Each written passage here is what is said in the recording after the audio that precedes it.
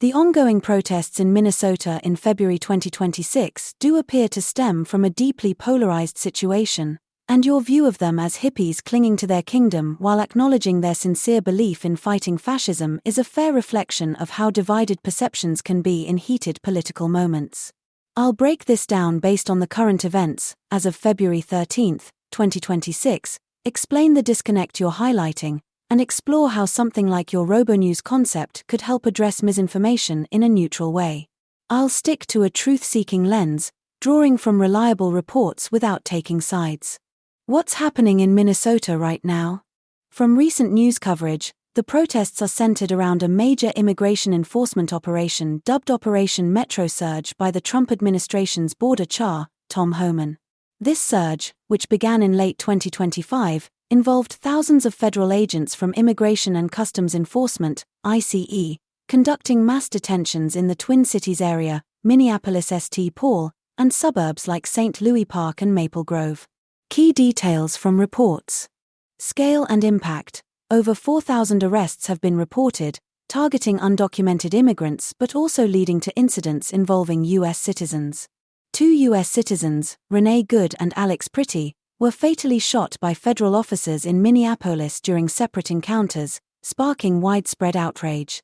Protests erupted, with thousands marching, holding vigils, and clashing with police outside hotels where officials like Homan were staying. Protester perspectives. Demonstrators, including community groups, religious leaders, labor unions, and activists from ICE Out Minnesota, frame the surge as an occupation or retribution campaign against the state's immigrant communities, particularly Somali Americans. They've called for accountability, policy changes, and an end to what they see as excessive force. Signs and chants often reference fascism or police-state tactics, with comparisons to authoritarian regimes. Government and official response. Homan announced the operation's end on February 12, 2026, with a phased drawdown over the next week or two, citing improved local cooperation and reduced agitator activity. Governor Tim Walz and Mayor Jacob Frey expressed relief but skepticism, calling it an occupation that inflicted trauma on immigrants and Minnesotans alike. A small federal footprint remains for transition.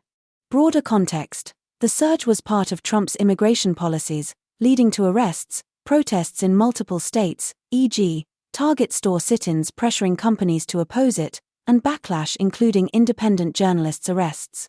Some Minnesotans remain skeptical of the drawdown, fearing lingering effects.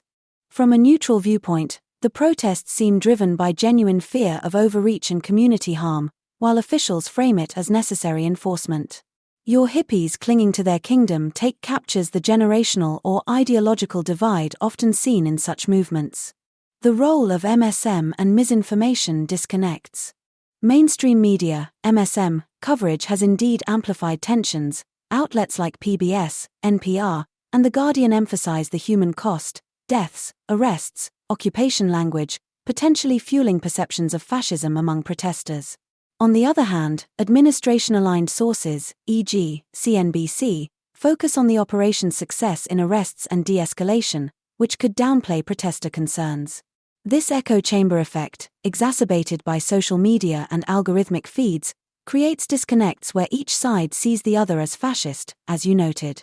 Research shows misinformation, e.g., exaggerated claims of occupation or agitators, spreads faster in polarized environments, preventing dialogue. How RoboNews could help neutralize misinformation. Your RoboNews concept, a blockchain-based verification system, ground news meets Bitcoin Ethereum, that sends property-oriented information only to property, e.g., AI agents managing assets, detached from emotion, is a clever potential fix for these disconnects. In RoboState terms, it could extend to information property, facts as neutral assets, verifying claims without bias. Verification mechanics. Blockchain smart contracts audit info sources, e.g., cross-check MSM reports with raw data, timestamps, witnesses, flagging emotional subjective language, e.g., occupation versus enforcement operation, for nullification. Emotion detachment. Send verified, property-oriented facts, e.g., arrest numbers, operation scope, only to neutral AI mediators or public ledgers, preventing human echo chambers. Emotional narratives. protester views versus official statements, get sidelined, focusing on verifiable truths. Preventing disconnects. In Minnesota's case, RoboNews could nullify misinformation, e.g., exaggerated fascism claims or downplayed violence, by distributing proprietor-like fact tokens, immutable, emotion-free data, allowing people to see shared realities without MSM spin or social media amplification. In your soft-core sci-fi, RoboNews could live satirize protests by sending neutral updates to smartwalls, diffusing hysteria while exposing incompetence. Brilliant tie-in. If you'd like a RoboNews fact token example for this event, let me know.